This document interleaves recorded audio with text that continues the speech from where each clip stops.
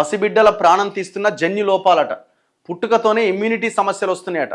పదే పదే ఇన్ఫెక్షన్లు, జ్వరాలతో హాస్పిటల్ పాలవుతున్న చిన్నారులు వ్యాధిని గుర్తించడంలో ఆలస్యం చేస్తున్నారట. సగం మందిలో తీవ్రమైన ఇన్ఫెక్షన్లు. 676 మంది చిన్నారుల్లో 118 మంది చనిపోయారట. మేనరికపు పెళ్లిళ్లతో రెట్టింపు అవుతున్న మరణాలు. తక్కువ హెచ్బి, తక్కువ లింఫోసైట్ కౌంట్ ఉంటే ప్రాణాపాయమే. దేశవ్యాప్తంగా ఇన్బార్న్ ఎర్రర్స్ ఆఫ్ ఇమ్యూనిటీ కేసులపై ఒక రిపోర్ట్ ఇచ్చిందట ICMR. అందులో భయంకరమైన విషయాలు బయటకు వస్తున్నాయట. పుట్టిన పిల్లలు చాలా రకాల జన్యు లోపాలతో పుడుతున్నారట. దాంతో మెంటల్లీ, ఫిజికల్లీ రకరకాల సమస్యలతోటి వాళ్ళు పుట్టడం, హాస్పిటల్ వేయడం ఇమీడియట్గా. కొంతమంది ప్రీమెచ్యూర్ బేబీస్, ఇట్లా అసలు మనిషి కొత్త ప్రాణం పుట్టడం అన్నదే చాలా ఇదిగా మారిపోయింది. ఒకవైపున ఇన్ఫెర్టిలిటీ కేసెస్ చాలా భయంకరంగా పెరుగుతూ ఉంటాయి దేశంలో. ఇంకొక వైపున పుట్టిన పిల్లలు కూడా సరిగ్గా పుట్టట్లేదట.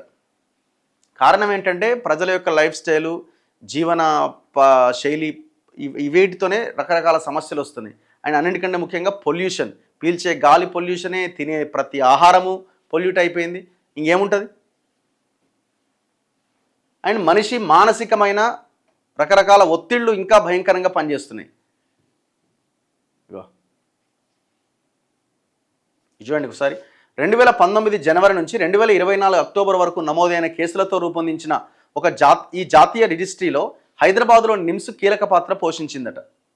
NIMS clinical immunology and rheumatology department head doctor Leeza Rajasekhar, medical genetics ప్రొఫెసర్లు డాక్టర్ ప్రజ్ఞా రంగనాథ్, డాక్టర్ షగున్ అగర్వాల్ ఈ రీసెర్చ్లో పాలు పంచుకున్నారు.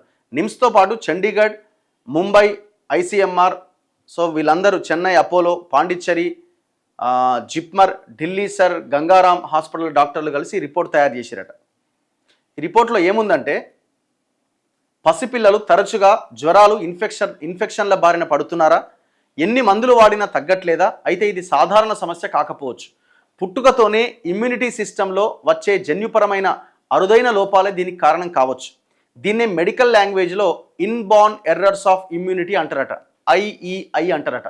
సాధారణ ఇన్ఫెక్షన్లే కదా అని నిర్లక్ష్యం చేయడం వల్ల చాలామంది చిన్నారులు ప్రాణాలు కోల్పోతున్నారు. తాజాగా Indian council of medical research చేపట్టిన అధ్యయనంలో ఈ ఆందోళనకర విషయాలు వెలుగులోకి వచ్చాయి. దేశవ్యాప్తంగా నిమ్స్ సహా 6 ప్రధాన హాస్పిటల్స్లో 2019 నుంచి 2024 వరకు నమోదైన 676 కేసులు పరిశీలిస్తే ఈ 5 ఏళ్ల కాలంలో ఏకంగా 118 మంది చిన్నారులు IEI సమస్యతో చనిపోయారు ఏకంగా. అంటే 17%. వాళ్ళు విశ్లేషించిందే 676 కేసులు, అందులో 118 మంది చనిపోయారట.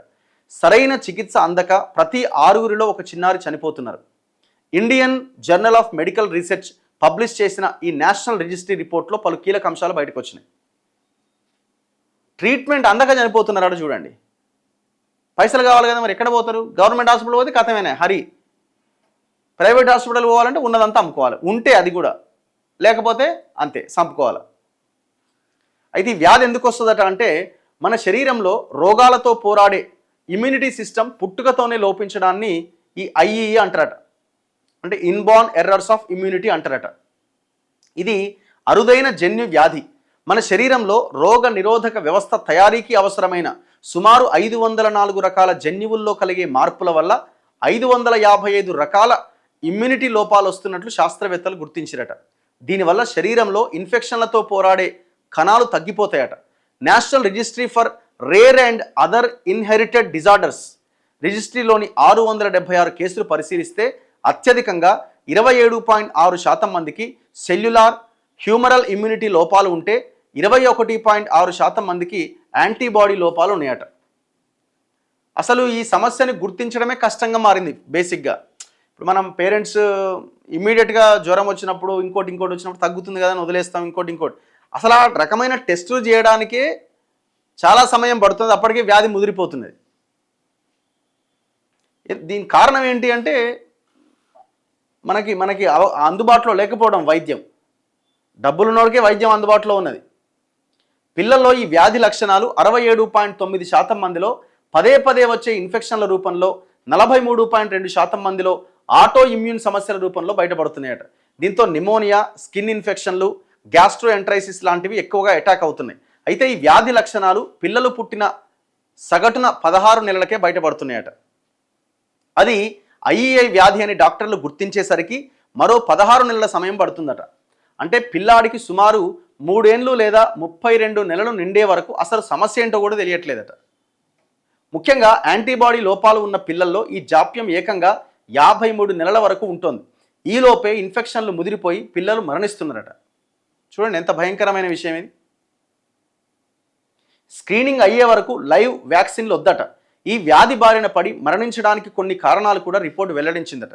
ఆ స్టడీలో 22.9% కేసుల్లో తల్లిదండ్రులు మేనరికపు పెళ్లిళ్ళు చేసుకున్న వారే అని తేలిందట. ఎంతమంది? ఆల్మోస్ట్ 25% మేనరికంలో వస్తున్న సమస్యలట. వీరిలో పుట్టే పిల్లలకు మరణించే ముప్పు 2.76 రెట్లు ఎక్కువగా ఉంటున్నదట. వయసుకు తగ్గ బరువు పెరగని పిల్లలకు 2.65 రెట్లు ప్రాణాపాయం ఎక్కువగా ఉందట. హిమోగ్లోబిన్ తక్కువగా ఉన్న పిల్లలకు 2.45% ఎక్కువ రిస్క్ ఉందట.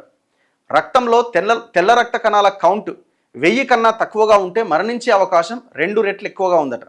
సాధారణ పిల్లలకు వ్యాక్సిన్లు రక్షణ ఇస్తాయి, కానీ ఇమ్యూనిటీ లోపం ఉన్న పిల్లలకు మాత్రం బీసీజీ వంటి ఈ లైవ్ వ్యాక్సిన్లు కనుక ఇస్తే అవి వికటించి తీవ్ర ఇబ్బందులకు గురి చేస్తున్నాయట. ఇప్పుడు మరి అది ఉన్నది అని గుర్తించే లోపే వ్యాక్సిన్ వేసి పడేస్తున్నారు కదా పుట్టంగానే. మరి అది ఎవరు చెప్పాలా? డాక్టర్లే చెప్పాలా? ఇగో ఈ రిజిస్ట్రీ డేటా ప్రకారం అట 5.3% మందిలో బీసీజీ టీకా వల్ల సైడ్ ఎఫెక్ట్స్ కూడా వచ్చినాయట. ఎందుకంటే వాళ్ళలో ఇమ్యూనిటీ లేదు కదా. ట్రీట్మెంట్ ఉందట, కానీ పుట్టుకతో వచ్చే ఈ ఐఈకి చికిత్స ఉందని రిపోర్ట్ స్పష్టం చేసింది. కానీ అది సరైన సమయంలో అందాలి. మేనరికపు పెళ్లిళ్ళు చేసుకున్న వారు తప్పనిసరిగా జెనెటిక్ కౌన్సిలింగ్ తీసుకోవాలి. పుట్టగానే రక్తం ద్వారా స్క్రీనింగ్ చేయాలి. యాంటీబాడీ లోపం ఉన్న వారికి ఇంట్రావీనస్ ఇమ్యునోగ్లోబులిన్ ఇస్తే మరణాల ముప్పు సగానికి పైగా తగ్గుతుంది. వ్యాధి తీవ్రతను బట్టి bone marrow, haematopoietic and stem cell transplantation వంటి మూలకణ మార్పిడి చికిత్స చేయించుకున్న 90% మందిలో 80 మంది ప్రాణాలతో ఆరోగ్యంగా బయటపడ్డారట. ఇది సామాన్యులకి, రూరల్లో పుట్టిన వాళ్ళకి ఇది అవకాశం ఎక్కడున్నది చెప్పండి? ఇంత స్టడీ, ఇంత కథ.